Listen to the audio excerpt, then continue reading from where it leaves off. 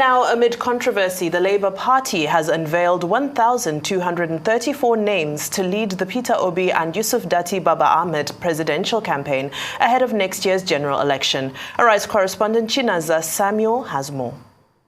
14 days after the official commencement of campaigns for the 2023 polls, the Director General of the Obi Datti Presidential Campaign Council, Ndi Kato, has unveiled members of the Presidential Council in Abuja. The list comprises 1,234 members, including state coordinators and directors of various directorates, as well as members of the Advisory Council. A review of the list shows that a former two-term presidential spokesman, Ndi Kato, retained his position as Director General of the Campaign Council, while retired Assistant Inspector General of Police, Mohammed Zerewa, was named as the Council's chairman.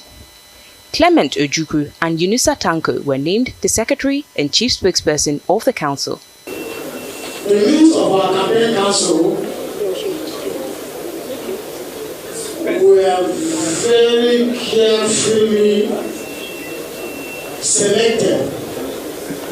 The people who made the list came from the 6 geopolitical zones of Nigeria. But the list did not sit well with some members of the party.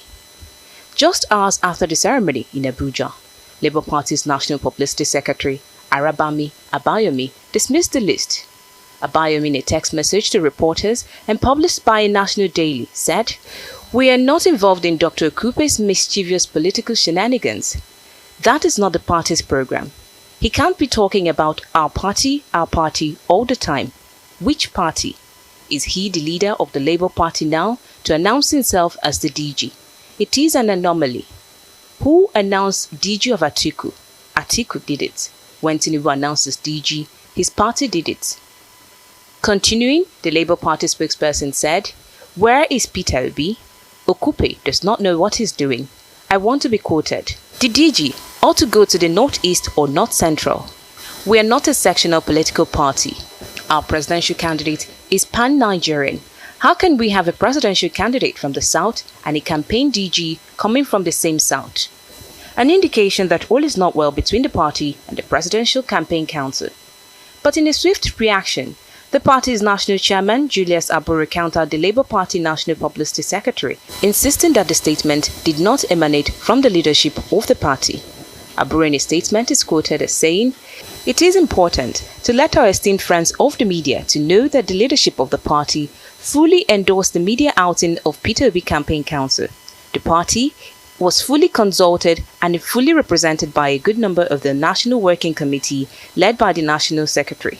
In a follow-up telephone conversation with Arise News, Abure denied that there is a rift in the party's national leadership. He said he would inaugurate the Presidential Council next week. During the unveiling in Abuja, Okupe boasted that the Labour Party presidential candidate, Peterobi, has at least 15 million voters in the bag ahead of next year's presidential election. Chinaza Samuel, Arise News. Now, to try to get a good grasp of what formed the basis for putting this council together, its goals and aspirations, and to what extent the projected path to Labour Party's campaigns align with those of its presidential candidate and former governor of Anambra State, Peter Obi. We're now being joined by Ndi Kato, a spokesperson for the Obi Datti Presidential Campaign Council. Good to have you on Newsday. Now, thank you for having me. It's a pleasure, of course. Now, of course, Ndi, you're already aware of what's happening. We understand that to an extent that Labour Party has distanced itself from the names on that list on the Presidential Campaign Council. I'd just like to ask you details about how the selection was done based on the outcome that we've seen so far. So at the end of the day, what we're trying to do in Labour Party and with the Peterobi Campaign Council is at the bottom or at the core of campaigning is volunteerism. And what we tried to do is to reflect the core of that volunteerism. We had so many people around the nation putting in their efforts. As you can see, the campaign council list is very extensive, possibly the biggest campaign council list, because it comes from all spheres of lives. Other campaign council lists, if you go back to elections prior to this, you will see that it's the same people repeating. But this is an election in which a party and a candidate is trying to do things a different way. The candidate is being carried by the people. And this campaign council list has to reflect that. We are carrying people from all over, young and old, people who have their jobs, all of that. People are actually volunteering, and this is what it is reflecting. So at the core of it, we must remember that this is a campaign council list. It's not a list that reflects how you pay people or how you get people back for the favors they have done for you or they have been at this, No, it's people who want to function, people who want to do something, people who want to make sure that this candidate wins. And at the core of it is that these particular people want a better life for Nigerians, want a better Nigeria, not necessarily that they want to get anything out of this. So this is what this means. And I think that the noise around this, the conversation around this is focused in a certain way, or is pointed in a certain way, because people are used to political cronyism. People are used to, within the system, whatever you get means that at the end of this, you're going to benefit from it. If you're part of the campaign council, or if you have this role in the campaign council, it means that at the end of the campaigns, if your candidate wins, you're expecting something personal. At the core of this campaign council, I will say again, is volunteerism. Volunteerism for what? To make sure that this candidate that Nigerians believe in, that these people believe in, gets into the seat of the presidency. And when that person gets in there, what do they want? A better Nigeria. Thank you. Now, Comrade Abayomi, excuse me for the pronunciation, seems to disagree with this and seems to disagree with the vision and the position and the stances that have been taken concerning the PCC list. What's the way forward? Because it looks like there's a bigger rift developing within the party. So the chairman of the party, Comrade Abure, has made this very clear. The party is going to is going to swear in the campaign committee, and that is what matters. At the end of the day, people will have disagreements, but I want to bring us back a bit to what I've said. At the end of the day, this is a new way of campaigning that Nigerians are not used to, and you will still have politicians who are still signed into the old way of campaigning, who think, because this is happening. Look, Doyin Okupe, who is the DG, has been on this campaign from the beginning. Before people began to believe in this campaign, Doyin Okupe has been on this campaign. He has sacrificed so much for this campaign. But this is not even to reward him for the sacrifice. It's to say that we know that this man is capable. He has put together a very good team. He has done so much hard work. Why then should we cut this hard work in half and say, you cannot continue simply because you do not come from a certain part of the country? Campaigns are not to reward. Campaigns are for people who can best function to get the job done.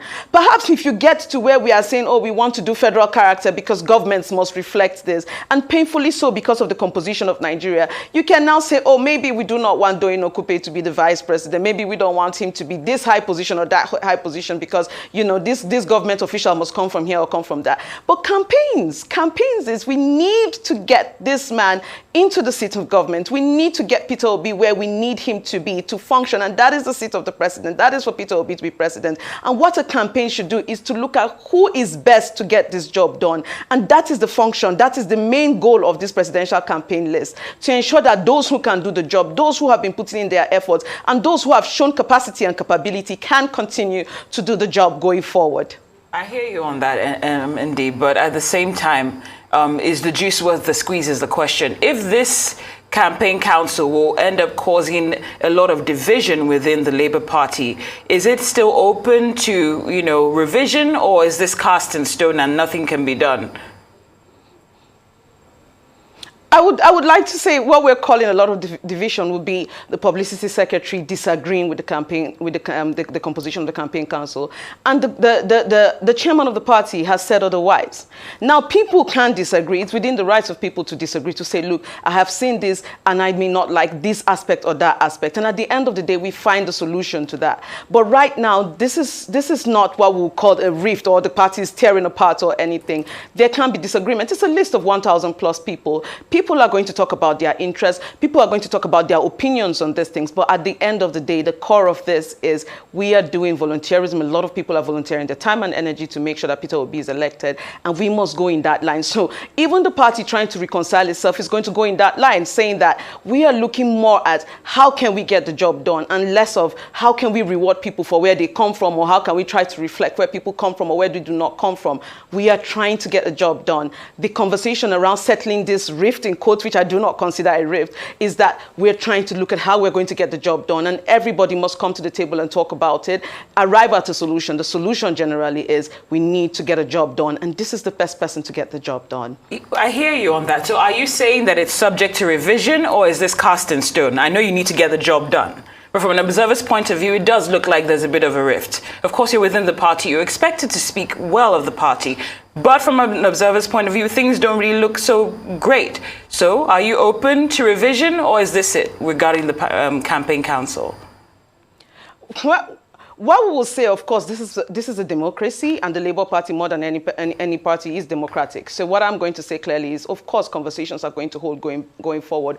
But, you know, you mentioned something very clear, and that is about Doyin Okupe. And I do not think that we're going to replace Doyin Okupe because he has shown capacity. But if it is that we need to have a proper conversation, and proper conversations have held prior to this, but to keep having conversations going forward so that everybody will be brought on board, that is the proper thing to do. Of course, we're not going to throw away the National Publicity Secretary of a party. We're going to have conversations, and conversations are key going forward. That is how political parties function. We do not expect that everybody in a political party or everybody who supports Peter Obi will look at this list and say, oh, you know what, everything is perfect with this list. I like everything that is happening with this list. No, people are going to disagree. But that disagreement is not necessarily a rift. It's not. It's not necessarily a rift. It's just that disagreement. And disagreements will be settled. That's what political parties do. People do not necessarily agree on everything. But you cannot see people coming out to say, you know what, I'm going to cost the Labour Party this election because I disagree on this. It is just that, a disagreement, and yes, conversations will be held.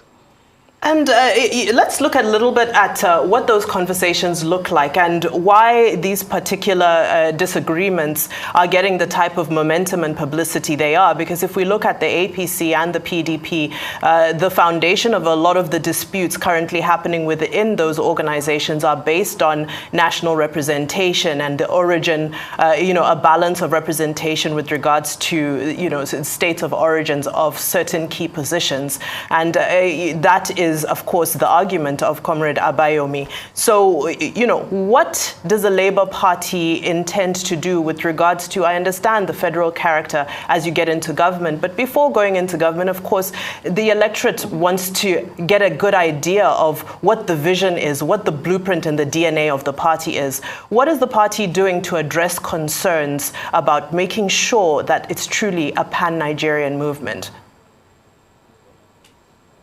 Of course, it's a pan-Nigerian movement. I'm from Kaduna State. I'm from the Northwest. If you look at even the composition of the spokespersons, we're from all over the country. People from all over the country have formed this list. And I remember clearly when we were forming this list, how we had to go back and sit down and look at everybody who had put in their effort to contribute to this campaign. Of course, you cannot take everybody, but that is why the list is so extensive. This list covers so much and then some. We have people who run their private businesses who have not even had business with politics before. But I've said, you know what, in this election, I'm going to put myself forward. We had people who are even in the military and are saying that, you know what, I'm going to put myself forward. These are all people that have been considered. Of course, you cannot satisfy everyone. That is the situation, and that is the reality with lists like this. When a list comes out, it cannot satisfy everyone. But I will say again that with respect to Labour, it is not a rift. It can be a disagreement about the list. Even on social media, I've read comments. Not everybody is happy with every aspect of the list. They're happy with some aspect. They may disagree with some aspect. But at the core of it, I would say again, it's a disagreement, it's not a rift. Other people have their party people swearing that they are going to cost them the elections. You know what, I'm not going to campaign, I'm not going to do this is not going to happen, you will lose at the end of the day. But that is not where Labour is headed. That is not where Labour is headed. Conversations will be held and these disagreements will be addressed. That which can be changed will be changed. But I do not see, taking out of this, changing any core person from their position. Again, we're looking at capacity, and I will want to reiterate this over and over again. We're looking at capacity. It doesn't matter who announced the list. It does not matter. What we're looking at is this is the capacity capacity. This is the person that has been delivering. This is the person that can deliver the most. And that's what we're going forward with. Why we are having these kinds of conversations at the end of the day is because of how people look at campaign committees, campaign councils, campaign lists as an avenue in which, oh, if I show this working, if I'm here, it means that when they win, we're going to get something. And that is what I'm trying to point out today, that at the core of the Obi campaign is volunteerism. There's no assurance. We've not had any conversation that, oh, when this person enters government, I'm going to get something. I have absolutely no interest. What I would want to is, you know what, if you want to say I can do this in this position, fine. If not, I can continue with my job. People are gainfully employed. What they're trying to do is to volunteer their time and energy for something that they believe in. And at the end of the day, subjecting something that is quite different, that is completely different, I would say, from other political parties and how they function, to the nuances, to you know, the boxes in which these other political parties function is quite unfair. This is a very, very different situation. This is volunteerism at its core. People are not benefiting personally from this. They're sacrificing their time, and the list reflects people who put themselves forward to sacrifice their time and energy to get these things done, and who are already doing these things. So it's just that. I'm so sorry to interrupt, because we do have other matters to touch on. And of course, you've mentioned volunteerism. We've noted that. Thank you so much. Let's talk about the delay when it comes to the manifesto for the Labour Party. As you know, the presidential candidate has drawn some criticism regarding the delay. Though, of course, he's justified it, saying he's waiting for the positions of the Nigeria Labour Congress and the Trade Union Congress before releasing the manifesto. I'd like to ask you the status of that and how much longer we'll have to wait for this. So with respect to that, one of the things I always talk about with the candidate, His Excellency Peter Obi, is that this man is a walking manifesto. You saw his appearance in Harvard. Everywhere he goes to, he talks about these things. And again, we're subjecting him to people who do things a different way. The elections, Nigerian campaigns have come a very long way. I would even credit our candidate with bringing this election to the issues, to people actually talking about the issues. We're doing less of pageantry and more about conversations. This is because of the way Peter Obi started this campaigning on. And I'm super proud of that. Now, with respect to that, they're still working on it. Is going to come out. But when we are talking about these things with respect to the manifesto, we can't be talking about the manifesto as if Peter Obi has not come out clearly time and again to say the things that he's going to do with, when he gets into office. We can refer back to his appearance in Harvard. In his appearance in Harvard, Peter Obi listed, and he still brought it back to social media. And it's every day these conversations are happening. So even if you go back, or even if he wins this election and you go back and look, even if you don't have a document, and I'm not saying that we will not have a document, we'll definitely have a document. It is in the works. Day and night at the campaign office, people are working on this. Now, if we don't have a document at this moment, you cannot look at Peter Obi and say, I do not know what this man is about. He has laid it bare time and over again about what he's going to do when he gets into office. He's talked about what he'll do with the economy, with security, all of that. He has mentioned these things. So I think that going forward, yes, we need to have a little more patience. This is going to come out. This is not a candidate that comes out and tells you to shut up, or you know what, I don't care about your concerns. This is not something that you can just jump to. It's not a competition about who brings out a manifesto first. It is about who has the best manifesto, which manifesto reflects the needs of Nigerians, which manifesto wants to solve the problems of Nigerians, which manifesto reflects empathy and wants to do something. That is what we are aiming for. So we're looking at the quality of the manifesto. We're not necessarily trying to be the first or second to come out with a manifesto. We want to have a complete manifesto, a reflective manifesto, and that which works for Nigerians. And that is what matters. That before this campaign runs out, a manifesto will come out. Secondly, it is that even while the manifesto is not out, the candidate stays on the issues. The candidate is constantly talking about the issues. The candidate has made sure that this campaign is an issue-focused campaign, and that should matter. So are you going to give us a date? Well, you know, while we wait for the date, I'm glad you mentioned social media and the role that it's played, because one of the statements that has been made upon the announcement of the Presidential Campaign Council is that Peter Obi already has 15 million voters in the bag. And to break that up, it's 60% of Nigeria's 38 million social media users have registered to vote, and that figure, 50% of that figure, excuse me, are obedience. And of course, we all know that this has been a huge topic of conversation since this movement started, is the debate that Are these people really voters? Are these people really going to translate to support on the ground? And I'm just curious, because as we see now with the PCC, we've seen the development of structures. The Peter Obi movement has always been criticized and critiqued. Where are the structures? Where are the people? So I'm quite keen to know what the way forward is with regards to these 15 million voters. How is this conversion being made from social media engagement to voters on the ground? So it's quite funny that we would see people who understand the issues are constantly having conversations about elections, constantly having conversations about registering to vote, picking up their PVCs with keen interest on this in this election, in an election where majority of the voters, I don't have the figure off the top of my head right now, but I'll try to get it, but majority of the voters in this election are actually young people and women.